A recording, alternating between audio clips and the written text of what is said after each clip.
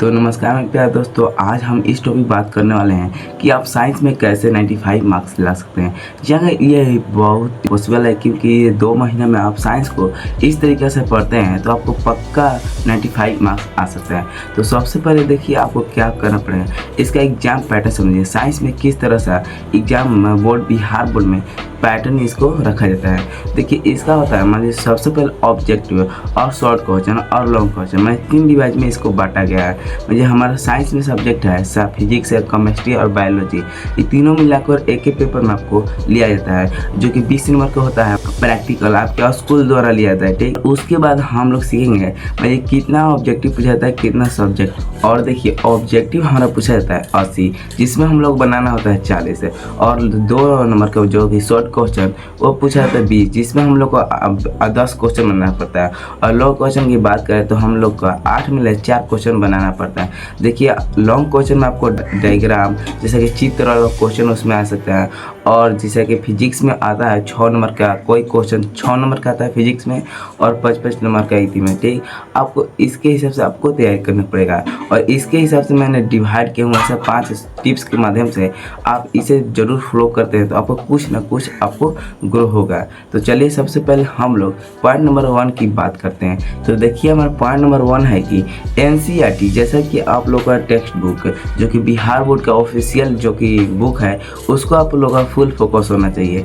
उसमें देखिए उसके क्वेश्चन काफ़ी इंपॉर्टेंट, मान लीजिए उसी मान लीजिए बिहार बोर्ड का जो क्वेश्चन मान लीजिए जो बुक है उसकी आपको पढ़ लेते हैं तो आपको कहीं से दिक्कत नहीं होते हैं। और उसके पढ़ने के बाद आपको कहाँ दिक्कत होती है उस पर हम लोग बात करते हैं। देखिए सबसे पहला आप में देखिए हम शुरू में बताएं जो कि 6 नंबर क्वेश्चन है उसमें क्या होता है डायग्राम, जैसे बायोलॉजी में होता है मैं मानव श्वसन तंत्र का चित्र बनाए, चाहे कोई और का मान लीजिए कॉर्निया जिससे आँख का चित्र बनाए, ये सब आपको क्वेश्चन दे देगा। तो सबसे पहले आप लोग डायग्राम बनाना सीख लीजिए, जैसे कि यूट्यूब पर आप लोग का वीडियो ढेर सारा मिल जाएगा। और नहीं तो आप एक चित्र बनाने वाला एक मिलता है कॉपी, उससे आप मार्केट से खरीद सकते हैं। और देखिए तीसरा हम पॉइंट पर बात करेंगे प्रीवियस ईयर क्वेश्चन। ये प्रीवियस ईयर क्वेश्चन 10 साल का काफ़ी इंपॉर्टेंट है क्योंकि देखिए ईयर वाइज क्वेश्चन आप लोग लगाएंगे कि देखिए ये 10 साल के अंदर पूछा गया है, इसलिए क्या होता है हमारे यह आने का चांस ज़्यादा होता है। इसलिए आप लोग 10 साल का प्रीवियस ईयर क्वेश्चन लगाइए, बहुत ज़रूरी है। और देखिए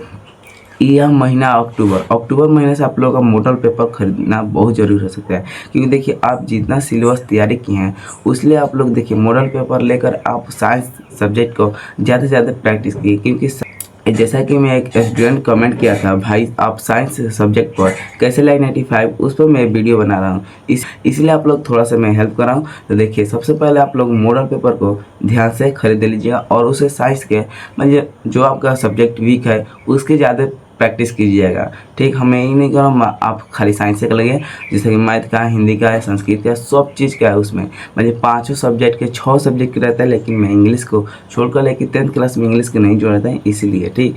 और देखिए अपना मॉडल पेपर लगाएंगे, ठीक है।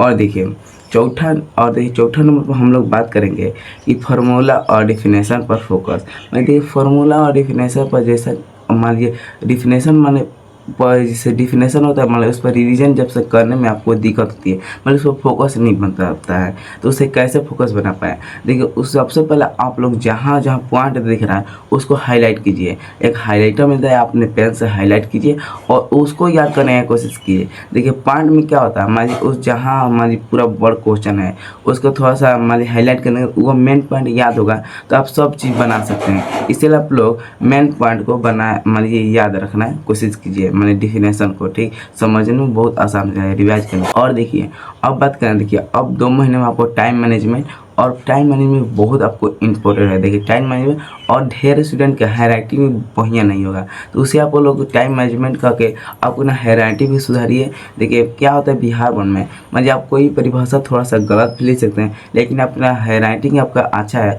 तो उसलिए थोड़ा सा मार्क्स पर डिफरेंट नहीं करता, मान लीजिए आपका हो सकता है, ठीक। इसलिए आपको हैंडराइटिंग आपको बहुत इम्प्रूव करना है।